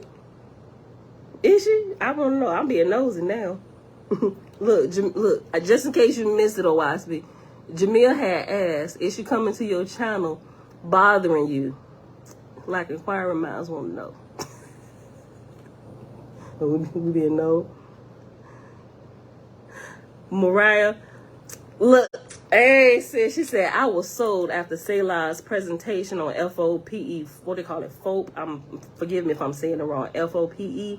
Yeah, it's like some stuff, like the people there that's rooting for like the other side, that's trying to be like, don't go to Oahspe, you know, or put a trash basket, it's trash, like without actually going through it, you know, people that are watching. And they listen to some things that Selah said, because he keeps his composure and he gives off the information, and he's so learned in it where he can just go right to stuff. Like that's how I am with the Bible, but that's how he is with the Oahspe, and not just reading it, but he actually done the research. He's created charts and graphs of his own, different things, pulling out things that we're familiar. He's a wonderful teacher, right? He's a really good teacher.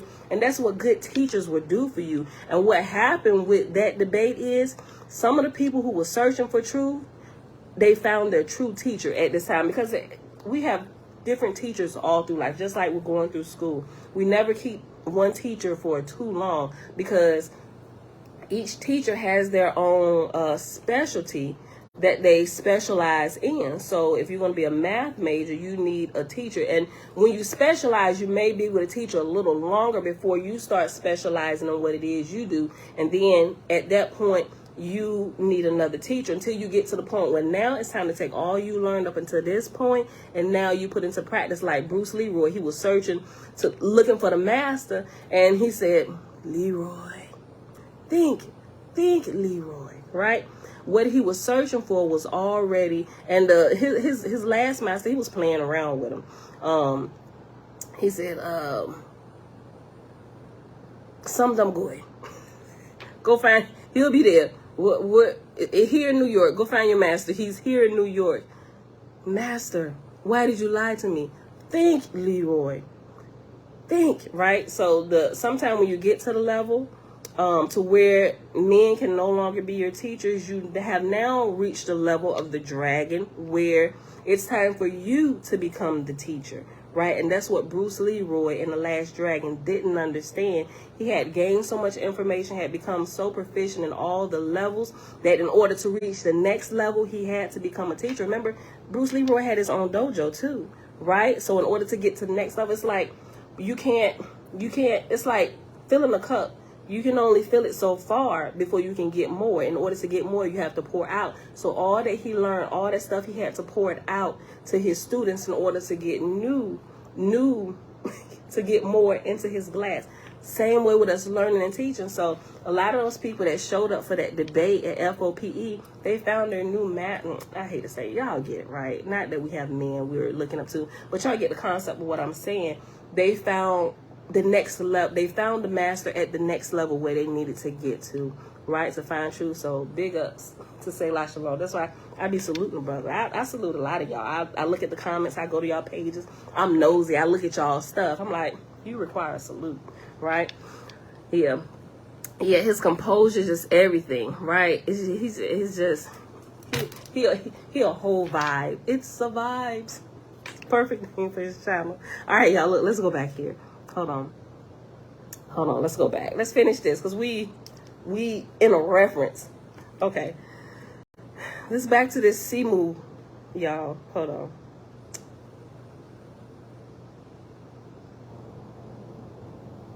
Okay. Let's do verse 10. Okay, because we still got to read chapter 6 too. Where we at? An hour and 34 minutes. Look, the sun might catch us. It's 3:23 here in the morning. Listen, okay, verse 10, page 9. Let a sign be upon the earth, that man in his darkness may not believe that one animal Oh, hold on, let me go back up. Look, hold on, look. Let's go back to verse 6. Because I am male and female, even in my likeness, thus made I them. Because I am the power to quicken into life, so in likeness of me, thus made I them, and with power to bring forth. According to their respective places, created I the living, not in pairs only, but in hundreds of pairs, and thousands, and in millions. Excuse me. And in millions. Verse 8, so it's not just that out of Africa, Adam and Eve one. No, it's impossible. That's not what the Father did. Verse 8, according to their respective places, and the light upon Semu, so quicken I them in their color, adapted to their dwelling places, right? It's a little bit more information about the different textures and colors and flavors of the different peoples upon the face of the earth, right? And where they were located, and the colors that he gave them according to the environment that they were in. I'm going to read that again. Verse 6, page 9. Because I am male and female, even in my likeness, thus made I them. Because I am the power to quicken into life, so in likeness of me, thus made I them, and with power to bring forth. According to their respective places, created I the living, not in pairs only, but in hundreds of pairs, and thousands and millions. According to their respective places, and the color upon Semu, so quicken I them in their color, adapted to their dwelling places. Each and every living thing created I new upon the earth, of a kind, each to itself, and not one living thing created I out of another. Let a sign be upon the earth, that man in his darkness may not believe that one animal changeth and becometh another, right? Which is kind of like what they be trying to teach us sometimes, but we know that's garbage, because that ain't true. Because our apes turning into humans today, that's not true. Impossible. Don't come with me with that bull crap. Let a sign be upon the earth, that man in his darkness, not even in his light, that in his darkness he would know that this is foolish. Let a sign be upon the earth, that man in his darkness may not believe that one animal changeth and becometh another. Thereupon Jehovah gave permission for different animals to bring forth a new living animal, which should be unlike either its mother or father, but he calls the new product to be barren, right? And if I remember this correctly, this is reference letter D. I think this is just going to get into the horse. Remember I was talking about the mule and the hinny, and how when you mate them, even though that they may look similar, you can tell that they were not compatible because they come out and they're sterile. They're not able to reproduce after their own kind, right? Listen. Well, the product of two things coming together, you may birth something, right? But what you birth is what the Bible calls monsters, and they are sterile. They aren't, what you done produced here, it's not going to be able to reproduce itself. I mean, that's going to die. When you take your last breath, that is it for that. Put that monster back in the dirt. We ain't having that. Listen. Hold on. Okay, so verse 11, at the end, I'm going to read it again, then we're going to go to D and read that. Verse 11, page 9. Thereupon Jehovah gave permission for different animals to bring forth a new living animal, which should be unlike either its mother or father, but he calls the new product to be barren. That we can test and we see today. So after barren is reference letter D, and at the end of the book of Jehovah, Remember, the letter references are at the end of the book.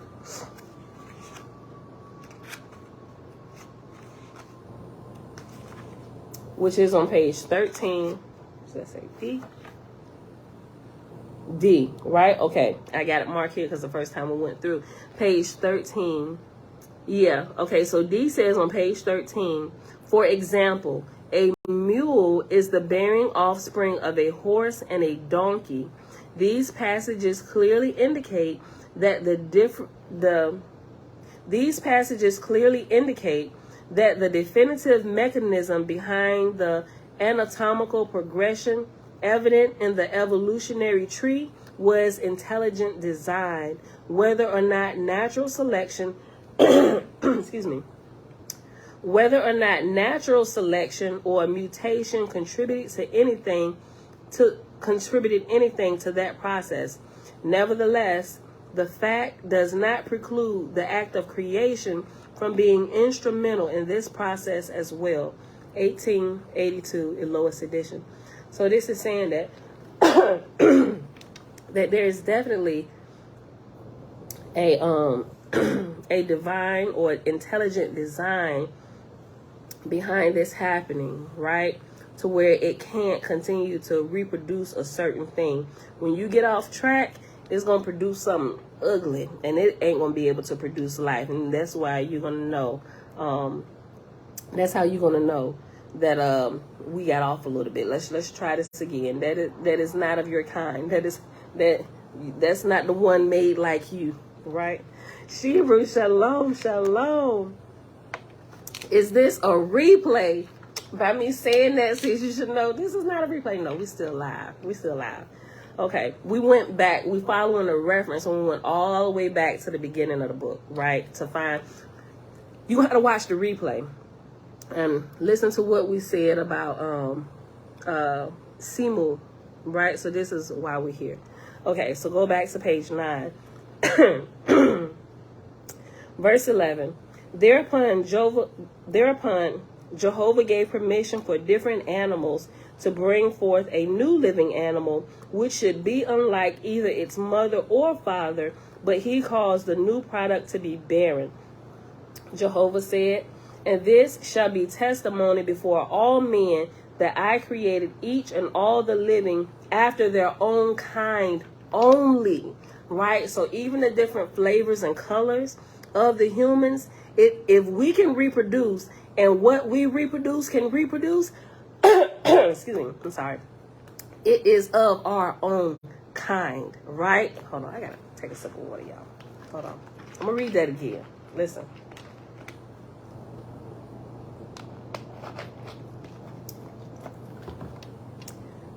Okay. Let me go back to 6. And we're gonna keep going. Because we're really trying to get into chapter 6 to get into the what Oahspe College University said about verses 11 and 18. Okay. Because I am male and female, even in my likeness thus made I them.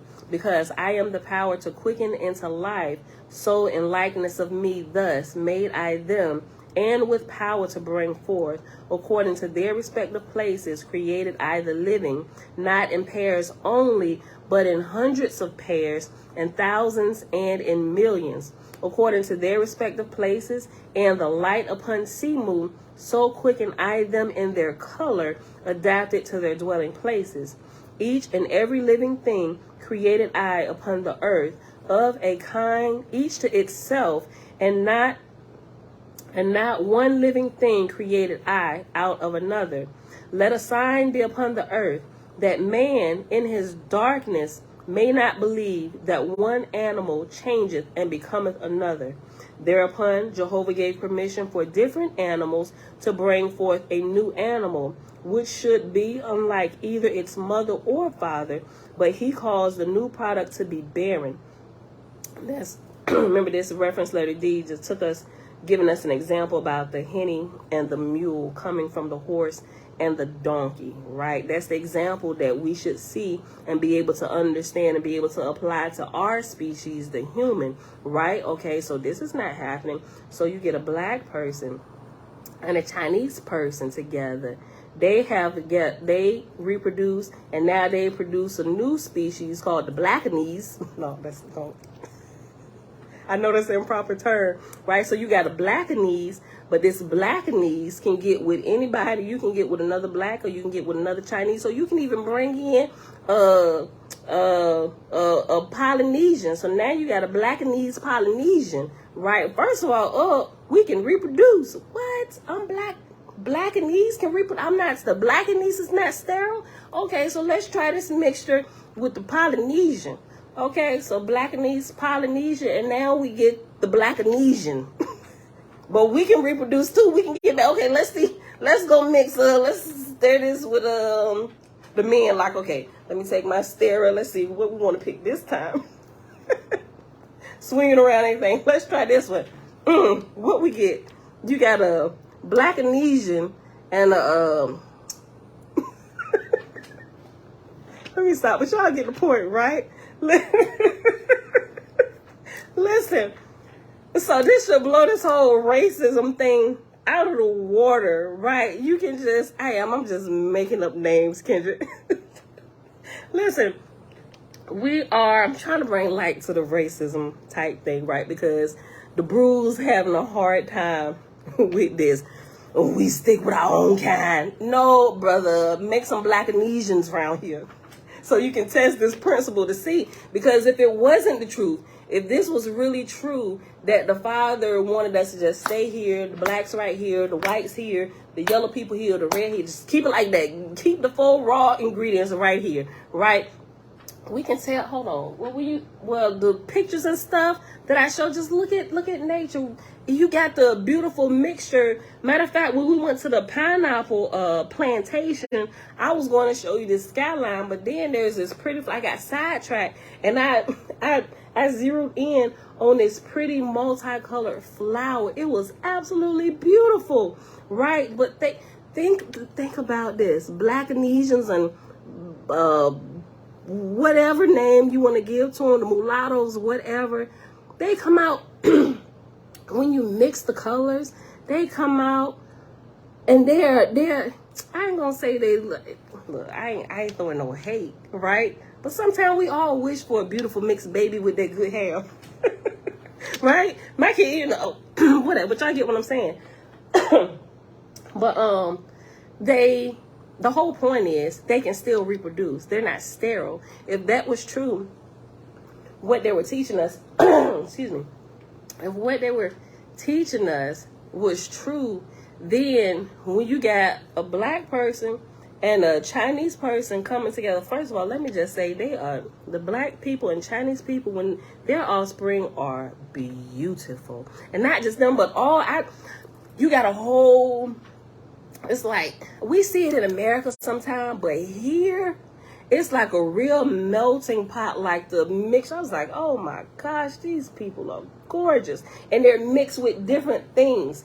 But we can tell that it's not against the laws of the Creator, because we can still reproduce with whatever color and flavor that we choose. Right now, if we was cutting the human population short by mixing, then that would tell us that what they was telling us over here, no, stick with your own kind so you can reproduce. They came up with that because they was on something else. They was on totally something else. Because if it wasn't true, if what they were saying is true, when you put the different races together, they wouldn't be able to reproduce, right? And then population would decrease. But it's rapidly increasing with all the flavors and colors and Baskin Robbins 31. We even surpassed Baskin Robbins, and it's 31 flavors. We got all kinds. You can. Let's see. No, I don't like. You can travel. Listen, Cosmont era opened up the gate, say we travel everywhere, people. Have y'all seen these people over here down there? The black people, they got blue eyes and stuff. Like, people is trying to figure out, okay, who mixed them together? What is they? No, this is like their native black people, blue eyes, blonde hair. Like, what? They are gorgeous. Hey, can we mix with them? Let's see what we get. Like the man, you ain't got to tell the man nothing. They mix it with everything. Because they look. Let me stop. Let me finish this, y'all. Look. Hold on. What Mariah said. Mariah said, since I was young, I always wanted to travel the world, and that included dating someone out of my race. Being an Israelite, I had to suppress that, which made me hate other races. Oh, man, that's... First of all, thank you for sharing that, right? But sis, we got more than 31 flavors. And some people gonna hate me for saying that, but I don't care. I really don't. We using this and basing the principles off what the Creator is teaching us, right? Listen, I don't care if you don't believe words of Oahspe, but let's go check. We know if something is not unnatural, if it causes us to die out. The Creator, let's just look at the principles. Let's forget Oahspe for a second. Creator is about life. Okay, if I want to go mix with a Polynesian, am I going to stunt my race, right? Am I going to kill the human race? Like if I go, like all my children, if I decide to have 15 children by this Polynesian, make us some Blackaneesians up in here, is that going to be it? So like when they die, is that going to be it? They're going to be sterile. No, they're going to be very fertile, right? And you get all these different flavors and stuff, all these different people, you know, but it's reproducing more life. Now, if you mix with somebody and that was it with them and they couldn't have children with anybody, then that would die out. And then it was like, okay, well, maybe it's true. Maybe because to reproduce, to keep producing life, it seemed like that's only happening when we just when blacks have sex with blacks, whites have sex with whites, reds and reds, yellows and yellows. If that was the only way we get those results, and first of all, that'd be the only 4 colors we'd be producing across the world if that was the case. Red, red, they are yellow, black, and white. No, red, yellow, black, and white. They are precious in the sight, right? Then if that was true, that'd be the only 4 colors we'd see across this world, and it'd be so bland, right? And people still, I'm telling you, people would still, they wouldn't care. They'd still be just, we're going to try, let me get a little bit of black today. Then I'm going to test that white tomorrow. Red, okay, I like them hips. Yeah, let me try some red tomorrow. And we'd be populating all kind of sterile folk. And we'd be done for. But that is not the case. We're constantly reproducing. And it's like, you got all the different flavors and colors, and they're coming out beautiful, right? I mean, I might even be of the mindset if you're reproducing and they're coming out butt ugly and you looking like a henny or a mule, stop what you're doing. Look, but they're coming out beautiful, right? So, Selah Shalom. Look, okay, y'all, look, let's get back to this. You in Miami? Take some pictures, bruh. Wait a minute. I think I saw on Facebook. I think you posted a picture in Miami or whatever. But yeah, show us some stuff, bruh. Okay, listen. Let's get back to this. I be playing too much. The sun gonna rise on us today. Oh yeah, who need to say like you gotta go back. You gotta go back and listen to what we were saying about you. About if you just came in, go back. Where we at? An hour and 52 minutes, probably about the hour and a half mark. Go back and listen to what we were saying, right? You be when we was talking about the rope-a-dope. Okay, but yeah, talking about different methods of getting truth to people. All right, rope-a-dope is definitely a strategy. Okay, listen, y'all. Let me hurry up. Okay. Let's just go back to verse 6 again. I'd have read this like 14 times this morning. Okay, we're going to keep going for real. Page 9, verse 6 in the book of Jehovah, chapter 5. And we're not here. It's just we're following this reference from Semu-Semen, just to kind of make sure our minds ain't in the gutter, right? Make sure we understand what this is. Because I am male and female, even in my likeness, thus made I them. Because I am the power to quicken into life, so in likeness of me, thus made I them, and with power to bring forth. According to their respective places created I the living, not in pairs only, but in hundreds of pairs, and thousands, and in millions, according to their respective places, and the light upon Semu, so quicken I them in their color, all the flavors of us, right? So quicken I them in their color, adapted to their dwelling places. Each and every living thing created I new upon the earth, of a kind, each to itself, and not one living thing created I out of another. Let a sign be upon the earth, that man in his darkness may not believe that one animal changeth and becometh another. Thereupon Jehovah gave permission for different animals to bring forth a new living animal, which should be unlike either its mother or father, but he caused the new product to be barren.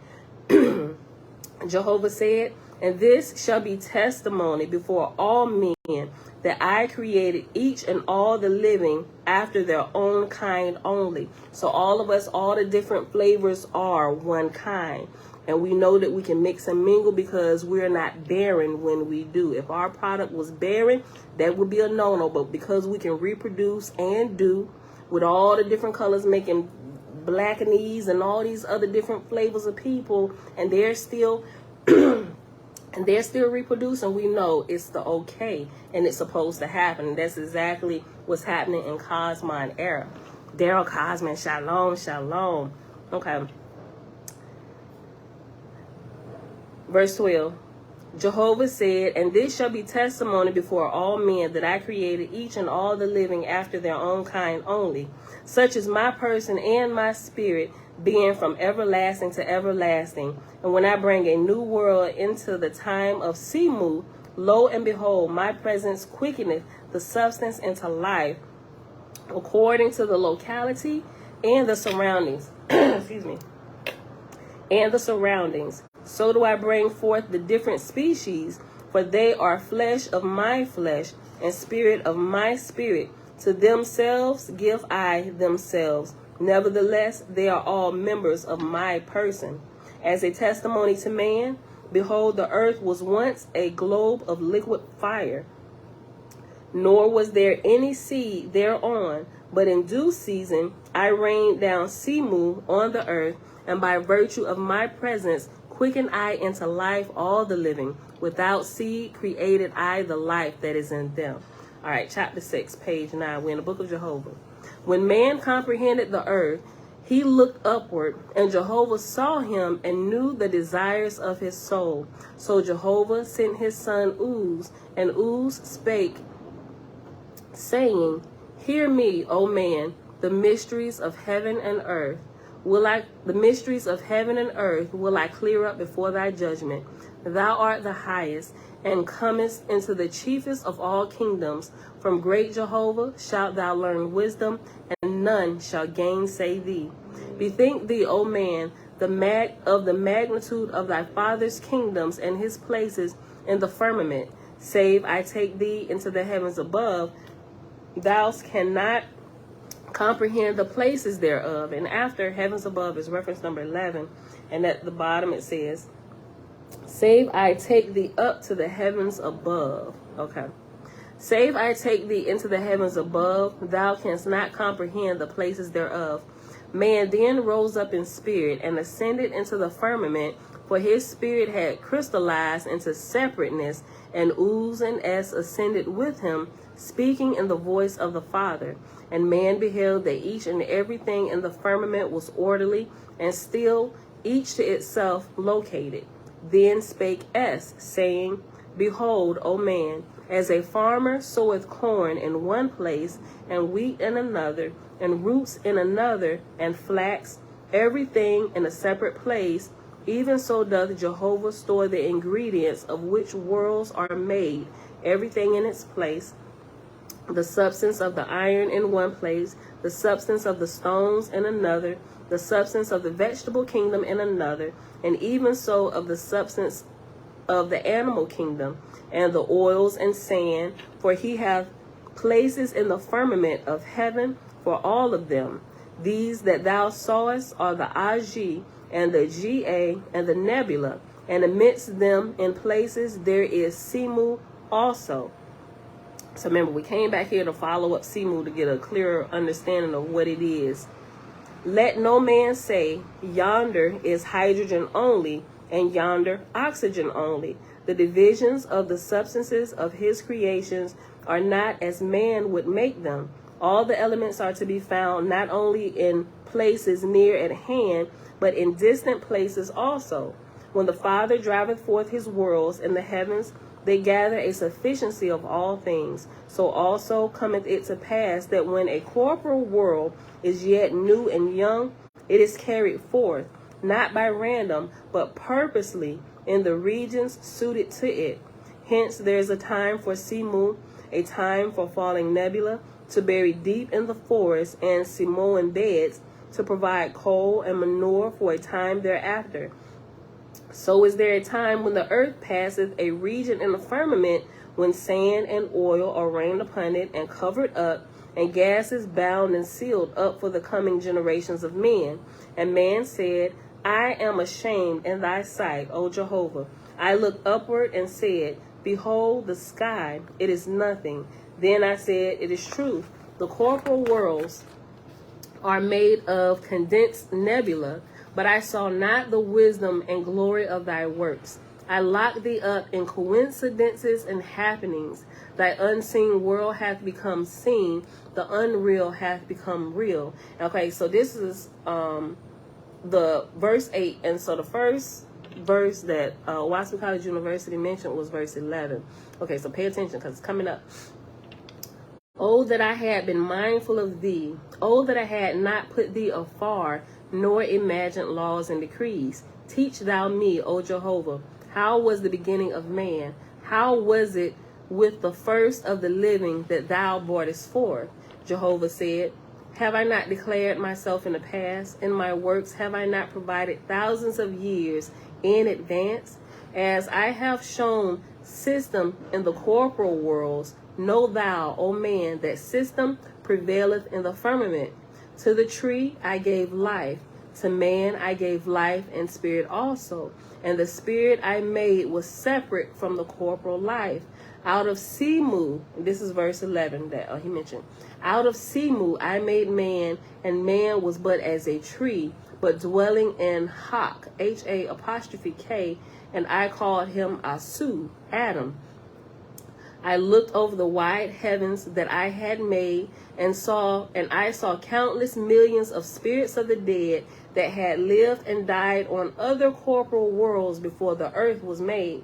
I spake in the firmament, and my voice reached to the uttermost places, and there came in answer to the sounds of my voice myriads of angels from the roadway in heaven where the earth travaileth. I said to them, behold, a new world have I created. Come ye and enjoy it. Yea, ye shall learn from it how it was with the other worlds in ages past. There alighted upon the new earth millions of angels from heaven, but many of them had never fulfilled a corporal life, having died in infancy, and these angels comprehended not procreation nor corporal life. And I said, go and deliver Asu from darkness, for he shall also rise in spirit to inherit my Ethereal worlds. And now was the earth in the latter days of Semu, and the angels could readily, look, excuse me. Okay, so it reminds me of the verse all the way back here when it talked about the angels pulling out from the side of man a substance that they were able to clothe themselves and make themselves seen. Let me see. There alighted, verse 14, page 10.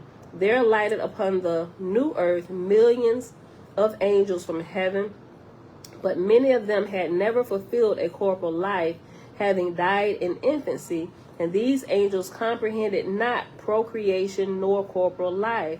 And I said, go and deliver Asu from darkness, for he shall also rise in spirit to inherit my Ethereal worlds. And now was the earth in the latter days of Semu, and the angels could readily take on corporal bodies for themselves out of the elements of the earth, clothe they themselves by force of their wills with flesh and bones. by the side of the Asuans, they took on corporal forms. Verse 17, and I said, go ye forth and partake of all that is on the earth, but partake ye not of the tree of life, lest in that labor ye become procreators, as if dead, to the heavens whence ye came. Wait a minute. Verse 18, but those who had never learned corporal things, being imperfect in wisdom, comprehended not Jehovah's words, and they dwelt with the Asuans, and were tempted, and partook of the fruit of the tree of life, and lo and behold, they saw their own nakedness, and there was born of the first race, Asu, a new race called man, and Jehovah took the earth out of travail of Semu, and the angels gave up their corporal bodies, which this is getting us into the book of Enoch, when in the book of Enoch, or also in what chapter is it? When chapter 6 of Genesis, right? When the sons of God, which we know now, the sons of God are angels, or once humans who have already given their flesh back to the dirt. They're already completely born in spirit. They came and they had sex with the daughters of men, right? So this is where all this is coming from. All those are like references for this. Listen. Okay, so Oahspe College University, he said chapter 11 and 18. Let me read 18 again. But those who had never learned corporal things, being imperfect in wisdom, comprehended not Jehovah's words, and they dwelt with the Asuans, and were tempted, and partook of the fruit of the tree of life. And behold, they saw their own nakedness, and there was born of the first race, Asu, a new race called man. And Jehovah took the earth out of the travail of Semu, and the angels gave up their corporal bodies. And let me just finish reading this to the end. Jehovah said, because ye have raised up those that shall be joint heirs in heaven, ye shall tread the earth with your feet, and walk by the... Yeah, this is exactly the book of Enoch. So if you get somebody teaching you the book of Enoch from the wrong understanding, you start getting into that whole strife type thing, and start getting all into the Nephilim and all this, which is a part of the story, but the perception about what really happened is wrong, right? Listen. Verse 19, page 10. Jehovah said, because ye have raised up those that shall be joint heirs in heaven, ye shall tread the earth with your feet, and walk by the sides of the newborn, being guardian angels over them, for they are of your own flesh and kin. Fruit of your seed have I quickened with my spirit, and man shall come forth with a birthright to my Ethereal worlds. As I have quickened the seed of the firstborn, so will I quicken all seed to the end of the earth, and each and every man child and woman child born into life will I quicken with a new spirit, which shall proceed out of me at the time of conception. Neither will I give to any spirit of the higher, or lower heaven power to enter a womb, or a fetus of a womb, and be born again. And the corporal earth passeth away, so shall pass away the first race of Asu. But as I pass not away, so shall not pass away the spirit of man. Okay, so this also kills. We got into reincarnation. We know that where reincarnation started, and although people teach it, it's not what they teach. That doesn't happen, because every person that's born here, it's a brand new spirit, right? So all of this, it's a whole lot of stuff packed into these two chapters, right? But we was talking about Semu. So when the angels came down, if they had enough, because they did this, because they came and they had sex with Asu and reproduced with them, the Father told them, don't go down there and partake of the tree of life, which it just described Asu, or the man at that current stage of civilization, like a tree of life, but you were dumb spiritually, right? They were supposed to teach them, but they came and they intertwined with them and had sex with them.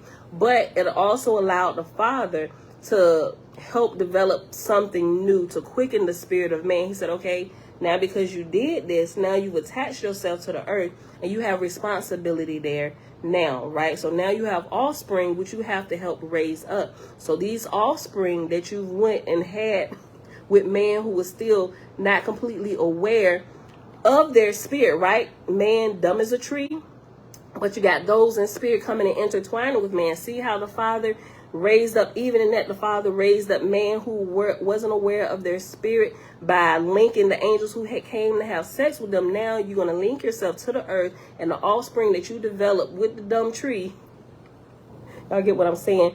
Your offspring now will be capable of understanding spiritual things. Why? Because now you are their fathers. Teach them about not just who they are here, but also teach them about the spiritual realm. And this began our development of us understanding spiritual things, right? And us being two-part beings, and as we develop and all that good stuff, right? Okay, so we went back to that. Let me scroll all the way back up. Y'all had like this whole conversation. Hold on. Okay, hold on. Let's go back up